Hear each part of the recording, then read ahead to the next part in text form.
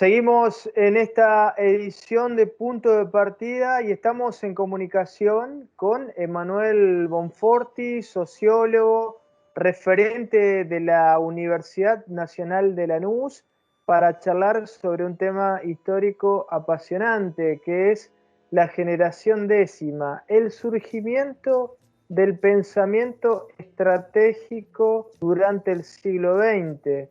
La generación décima que tuvo su caldo de cultivo en la década del 30, en la ignominiosa década del 30, la vilipendiada década del 30, y con razón, por cierto, la década infame, pero que también, decíamos, fue el momento donde surgieron muchas expresiones políticas y sobre todo culturales que dieron rienda suelta a la idea de país, a la idea de soberanía política, de soberanía industrial, de justicia social. Decíamos, lo vamos a charlar con Emanuel Bonforti. Emanuel, ¿cómo estás? Hola Luis, ¿cómo va? Sí, un poco la propuesta cuando conversamos tenía que ver en trabajar el pensamiento estratégico de Perón a través de dos de sus principales textos, de su primer momento, del momento de intelectual militar, ¿sí? Porque uno puede pensar el pensamiento de Perón en términos estratégicos militares, en términos estratégicos políticos y posteriormente también en términos estratégicos continentales, ¿sí? Hay como uno lo podría pensar de esa manera. A ver, ¿qué pensamos cuando estamos pensando y hablando de pensamiento estratégico? Bueno, básicamente interpretar el contexto, donde uno está parado. Digo, una palabra tan ampulosa, tan grandilocuente como estratégico, la primer definición en términos políticos, interpretar el contexto donde uno está parado. Digo. Y en esto el contexto se divide entre lo histórico y lo geográfico, ¿sí? Por eso cada momento, cada texto de Perón es un momento de una acción, porque está interpretando precisamente un momento determinado, un contexto determinado. Y en Perón la práctica va a ser inseparable de la teoría. Sus obras precisamente su obra de gobierno, su obra de hombre de la política, su obra de hombre del ejército, se vincula y dialoga con una teoría, ¿sí? Eso para tener en cuenta, porque textualizar, dar características a un contexto, a un texto, tiene que ver precisamente con definir problemáticamente una situación concreta, ¿sí? En el caso de Perón, en los textos que vamos a ver hoy, tiene que ver con definir lo que es el mundo de la guerra, definir lo que es la guerra para la Argentina, en qué situación se encuentra Argentina y cómo abordar el contexto de posguerra, ¿sí? Con lo cual es un pensamiento estratégico que se busca no solo el diagnóstico, sino también proponer soluciones para pasar a la acción, ¿sí? Eso es como un gran mérito. Con lo cual se trata de un pensamiento situado, digo, el tipo parte de una realidad concreta, analiza una particularidad completa, historiza una situación concreta, ¿sí? Digo, para tener en cuenta un poco la referencia situada. Y al tener la referencia situada, lo que va a discutir Perón en términos teóricos es con teorías universales, ¿sí? Que las teorías universales nos van a llevar precisamente a confundirnos y a meternos en problemas de campo, en problemas ajenos, ¿sí? Digo, para tener en cuenta también esta cuestión. Y un pensamiento estratégico implica categorías de tiempo, categorías de espacio, elementos compartidos, un pasado en común, implica una voluntad, pero también a veces implica un momento de concesión para pensar en la acción, ¿sí? Esto se desprende y nosotros cuando trabajamos a Perón lo tratamos de ver no como el hombre aislado, sino como un hombre producto de una generación, ¿sí? Por eso decimos, de forma a veces media polémica, decir que Perón no inventa el peronismo, sino el peronismo lo inventa Perón, ¿sí? ¿Por qué? Porque de esta manera estamos discutiendo también con interpretaciones liberales que nos harían pensar que San Martín cruzó solo los Andes, ¿Me explico? Claro, Digo, acá claro. está el pueblo detrás de San Martín. Y acá hay otra cosa detrás de Perón, ¿sí? A pesar de ser un gran hombre también. ¿Vamos bien, Luis? Por supuesto, y además te agregaría en ese sentido que no hay Perón sin Sabio, no hay Sabio sin Mosconi, no hay Perón sin Irigoyen y no hay Irigoyen sin los grandes próceres del siglo XIX en la República Argentina. Exactamente. Forma parte todo de una causa, y de una causa Claro. que está el pueblo, ¿no? Detrás y en paralelo está el pueblo. Y detrás de esos hombres que mencionaste vos, figura la cuestión generacional, ¿no? Digo, la cuestión generacional es fundamental para comprender esta situación. Porque una generación nos va a dar cuenta de elementos, rasgos en común, nos va a dar cuenta de una idea de lengua en común, de territorio, ¿sí? También de cultura, de religión, digo, cuestiones, sensibilidades que atraviesan a una generación. Una generación en términos técnicos está atravesada, se forma por 15 años de gestación, 17 años de gestación, digo. Y eso lo que genera precisamente es una conexión generacional, dicen los textos. Claro. Ortega y Gasset, bueno, hablan de posición generacional, la participación real en un destino en común. Una comunidad de destinos, dice Ortega y Gasset. Y en el caso de Perón, hay un texto muy interesante, Luis, de Juan Waldemar Wally, que se llama La generación décima. La generación décima, que precisamente es la generación en la cual está inserto el pensamiento de Juan Domingo Perón. Y es una generación que se propone, sobre todas las cosas, un impulso a la revolución cultural. Es una generación de los nacidos entre 1888 y 1902. ¿Sí? ¿Y por qué esto? Porque esto nos indica, y con esto señalar la década del 30, porque uno la década del 30 la señala permanentemente como la década infame, y en realidad la década del 30 es muy riquísima en tanto caldo de cultivo para lo que va a suceder en la década del 40. Seguro. La década del 30, lo que indica Wally en el libro, es que en periodos previos a gestas importantes existe un desasiego, un hastío, una incertidumbre que trata de canalizarse a través de formas culturales, a través de formas artísticas también, a través de formas literarias, que no encuentra canales en la política, pero hay algo que se está gestando ya, en una época previa y conducida precisamente y atravesada por la idea de incertidumbre. Y esta cuestión tiene que ver con la ruptura de formas consagradas, ¿sí? De lo que se va a tratar de generar es la ruptura con formas consagradas, es decir, con toda una cosmovisión que va incluso de 1810 a 1930, ¿sí? Y se va a intentar a través de esta generación décima la apertura, la construcción de una nueva sensibilidad, ¿sí? De acá nace un poco la idea de conciencia y de conciencia nacional. ¿Qué es lo que está discutiendo esta generación? Precisamente la conciencia enajenada de los intelectuales de la semicolonia, ¿sí?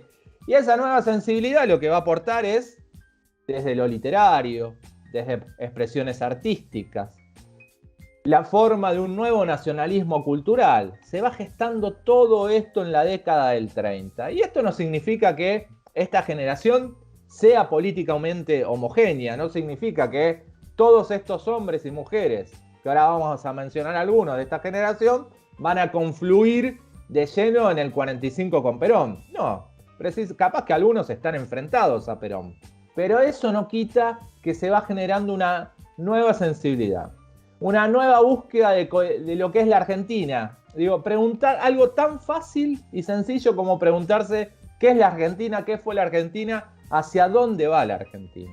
Exacto.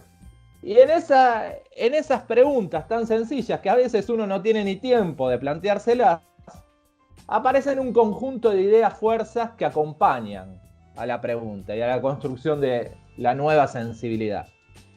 Una de estas ideas, fuerzas, tiene que ver con el estatismo, ¿sí? El Estado como impulsor, como principal impulsor de transformaciones económicas sociales. Digo, tengamos en cuenta también que hay un diálogo con lo que sucede en el mundo. Tengamos en cuenta el New Deal, todas cuestiones que también atraviesan la década del 30 en otros lugares del mundo, y que confluyen en el 43 con la creación de la Secretaría de Trabajo y Previsión Social, con el Consejo Nacional de Posguerra, con la nacionalización del Banco Central. Bueno, un montón de cuestiones que se derivan, Luis, de este estatismo. ¿Sí? El otro punto que atraviesa a la generación décima es el industrialismo. ¿Sí? Un industrialismo que se desarrolla muy fuerte entre 1933 y 1952. ¿Qué tiene que ver 1955? Que tiene que ver con el deseo de planificar la industria. ¿Sí? Por eso tengamos en cuenta que acá aparecen la idea en esta generación es que nace la idea de fabricaciones militares. ¿Sí? Es de esta generación. Claro. Que fabricaciones militares se convierte en ley en 1947 a través del Plan Siderúrgico Argentino. Digo, hay un plan siderúrgico que emana de esta generación. Digo, esas son las preguntas que se vienen haciendo. Y hay un nacionalismo económico también. Un nacionalismo económico que viene formulándose desde la década del 30, más allá que la década del 30 en términos económicos sea una década de entrega. Bueno, hay hombres, hay mujeres que están discutiendo lo económico por abajo. ¿Sí?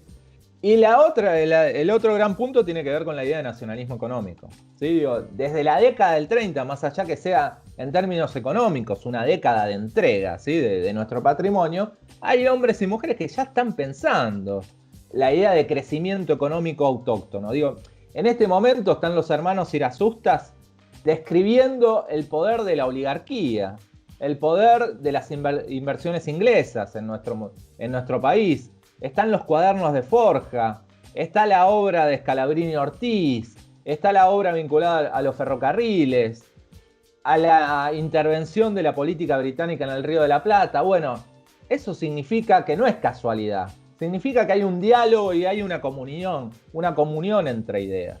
¿Sí? En la década del 30 nace la idea de Argentina colonial. Somos una Argentina colonial, queremos ser una Argentina libre. Bueno, no es casualidad que esto surja en la década del 30. Y que se vincula también con otro de los grandes tópicos que tiene que ver con el nacionalismo cultural. ¿Sí? Que hay una revalorización de la cultura hispano-criolla. Hay una revalorización de la obra de Gálvez, de Rojas. Se vuelve a recuperar la figura del gaucho. ¿Sí? Se vuelve a recuperar a través de Carlos Astrada la idea de mito gaucho. Y hay un rechazo fundamentalmente a las formas consagradas culturales y a la admiración sobre Francia y Gran Bretaña en términos culturales. No es casualidad que en este momento también se crea, por ejemplo, el Instituto de Investigaciones Históricas Juan Manuel de Rosas. Es de esta época. Bueno, veamos estas cuestiones cómo se van vinculando.